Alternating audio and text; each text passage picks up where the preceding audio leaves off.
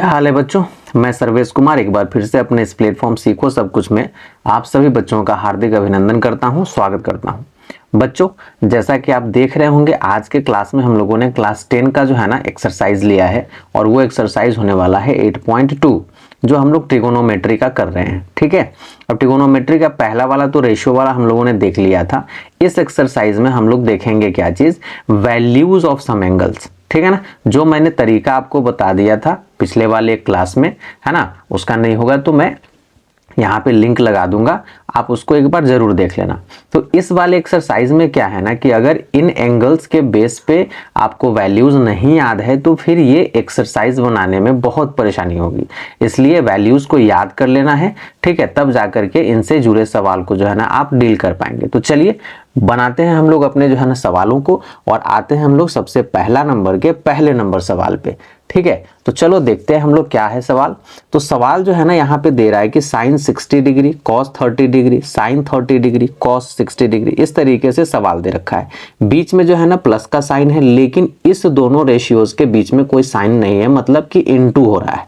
तो इनका वैल्यू अगर हमको पता होगा तो आसानी से सवाल बनेंगे, नहीं वैल्यू पता होगा तो दिक्कत होगा। तो साइन 60 का जरा वैल्यू जो है सो आप कमेंट करेंगे जल्दी से।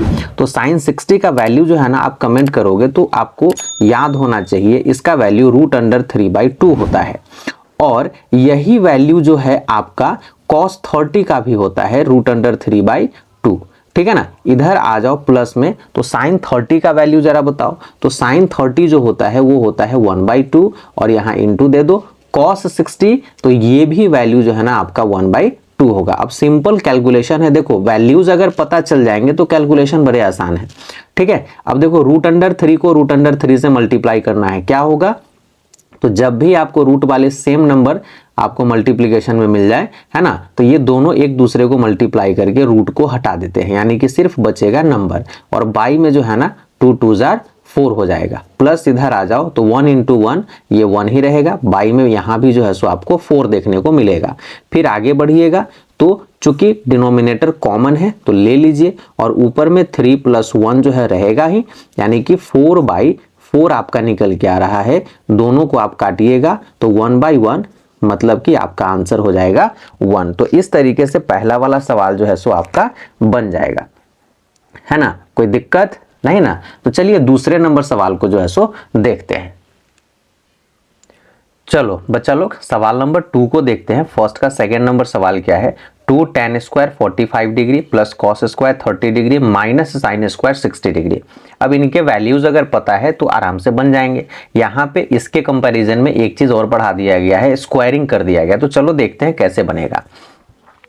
तो यहाँ अगर सवाल की अगर बात करें तो यहाँ पे जो अपने पास में ये नंबर है, तो tan स्क्वायर का मतलब अभी स्क्वायर से कोई लेना देना नहीं है। tan 45 का जो है सो आप वैल्यू यहाँ पे देखो, तो यहाँ 2 दिया हुआ है, 2 tan के साथ में मतलब ये मल्टीप्लाई कर रहा है, तो 2 × tan 45 का वैल्यू आपको अगर याद होगा तो 1 होता है ना। तो 1 का स्क्वायर ऐसे डाल देना है, tan पे स्क्वायर है तो इसके वैल्यू पे स्क्वायर डाल देना है। प्लस में आ जाओ cos 30 डिग्री की अगर बात करें तो cos 30 का देखो यहाँ पे √3/2 डाला गया है, तो √3/2 डाल दो और यहाँ पे स्क्वायर डाल दो, है ना। माइनस sin² 60 की अगर हम लोग बात करें तो sin 60 देख लो, ये भी √3 है ना, तो √3/2 और इसका भी स्क्वायर जो है आपको कर देना है। आगे बढ़ेंगे तो 2 × 1 हो जाएगा, प्लस इसका स्क्वायर करो तो स्क्वायर का मतलब यही वाला प्रोडक्ट, यानी कि 3/4 हो जाएगा, और माइनस ये भी 3/4 हो जाएगा, है ना। तो इधर में जो है सो आपका क्या देख रहे हो, ये 3/4 और 3/4 पॉजिटिव निगेटिव है, कहानी खत्म हो जाएगा। और 2 × 1 का वैल्यू कितना होगा, 2 होगा। तो ये सवाल जो है ना यहाँ पे इस तरीके से खत्म हो जाएंगे आपके, है ना। कोई दिक्कत नहीं ना है जी। ठीक है, तो ये वाला जो है सो बन गया। चलिए अगले नंबर सवाल की तरफ हम लोग मूव करते हैं। सवाल संख्या फर्स्ट का 3। चलो सवाल संख्या 3 में देख लो यहाँ पे क्या दिया हुआ है। अब देखो ये सिंपल वाला था, यहाँ पे फ्रैक्शनल टाइप का दे दिया है। ठीक है ना, ऐसे ही जो है ना आपके ये लेवल को बढ़ाते चला जाएगा, है ना। तो देखते हैं इसमें कैसे किया जा सकता है। तो थर्ड नंबर सवाल क्या है, cos 45 डिग्री है, sec 30 डिग्री है, प्लस cosec 30 डिग्री है। इनके वैल्यूज अगर आपको पता है तो अच्छी बात है, नहीं पता है तो याद करना है ना। तो अब इनके वैल्यूज को अगर हम पुट करने की कोशिश करें ठीक है, तो चलिए वैल्यूज को पहले पुट कर लेते हैं क्या क्या हो सकता है। तो cos 45 का अगर वैल्यू की बात करें तो cos 45 ना वो 1/√2 होता है। ठीक है, और बाई में कर दो, बाई में जो है सो कर दो, तो बाई में आपका sec 30 की अगर बात करें तो sec 30 जो है ना ये 2/√3 हो जाएगा, और बीच में प्लस है तो प्लस का साइन दे दो, और cosec 30 की अगर हम लोग बात करेंगे तो इसका वैल्यू जो है ना 2 हो जाएगा। ठीक है, कोई दिक्कत नहीं है ना। अब देखो यहाँ पे कैलकुलेशन, अब इस टाइप का जब कैलकुलेशन आ गया ना तो इसमें बच्चे को परेशानी होती है, तो ध्यान से करना है। ऊपर में जो है 1/√2, अभी इसको रहने दो, नीचे वाले में जो है ना काम कर लो। तो नीचे वाले में क्या कर सकते हो, तो नीचे वाले में एलसीएम ले सकते हो।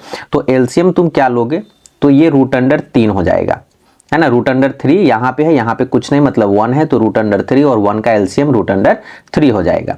अब इस √3 से इसको डिवाइड करेंगे 1, यानी कि ऊपर में ये 2 का 2 ही रहेगा, यहाँ पे ये हो जाएगा √3 जो है सो आपका हो जाएगा, है ना। ये मल्टीप्लाई हो जाएगा इससे।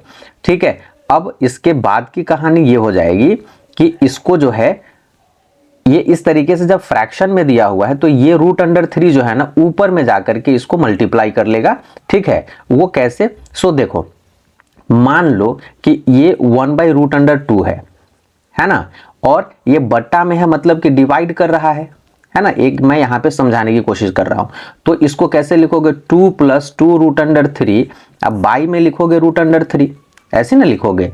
अब तुमको भी पता है कि जो फ्रैक्शन डिवाइड में लिखा हुआ रहता है वो एक्चुअली मल्टीप्लाई में चेंज हो जाता है, और इधर का ये रेसिप्रोकल, तो ये √3/2 + 2√3 हो जाएगा। आ रही है बात समझ में अब, है ना। तो इसकी कहानी क्या हो गई, तो ये जो है ना बन के आ गया आपका √3 अब 2 से ये √2 क्या कर रहा है, इसको मल्टीप्लाई कर रहा है ये दोनों नंबर को। तो इसको जब मल्टीप्लाई कर रहा है तो इसको कैसे लिख सकते हो, तो 2 को √2 से मल्टीप्लाई करो तो ये 2√2 हो जाएगा। अब प्लस 2√3 को √2 से मल्टीप्लाई करोगे तो ये हो जाएगा 2√6 जो है सो हो जाएगा। ठीक है, अब देख लो यहां पे कहोगे सर अब तो कोई कैलकुलेशन नहीं होगा, लेकिन यहां पे जो है ना एक काम अभी किया जा सकता है, और वो काम क्या किया जा सकता है, तो वो काम ये हो सकता है कि इसको रेशनलाइज किया जा सकता है ना। रेशनलाइज कहने का क्या मतलब कि नीचे जो आपका डिनोमिनेटर है इसमें आपके ये रूट में नंबर्स नहीं होने चाहिए। ठीक है, तो इसके बाद की कहानी ये हो जाएगी कि ये जो हमारे पास में निकल के आया है क्या चीज, तो √3, अब बाई में जो आपका आया है क्या है 2 × √2 अब प्लस 2√6, ये जो निकल के आया है फ्रैक्शन। ठीक है, अब इसको रैशनलाइज करना है, तो करने के लिए हम क्या करेंगे, यहाँ इनटू का साइन दे दो, और ये जो आपका नंबर है ना इसी नंबर से मल्टीप्लाई कर दो ऊपर नीचे। चेंजेस क्या आएंगे, तो सिर्फ इस साइन को चेंज कर देना, प्लस की जगह माइनस कर देना, जैसे 2√2 अब माइनस 2√6 ऊपर में हो गया, नीचे भी इसी को लिख दो, तो 2√2 अब माइनस 2√6 हो गया। इसको बोलते हैं रेशनलाइजिंग फैक्टर। अब यहां मल्टीप्लाई जब आपने कर दिया तो आपके पास में अब आगे आ जाएगा, अब देखो √3 से इसको मल्टीप्लाई करोगे तो ये क्या हो जाएगा, 2√2 है और ये 3 है तो 6 हो जाएगा। माइनस में आ जाओ तो यहाँ पे √6 है, यहाँ √3 है, यानी कि 2√18 जो है आपका निकल के आ जाएगा।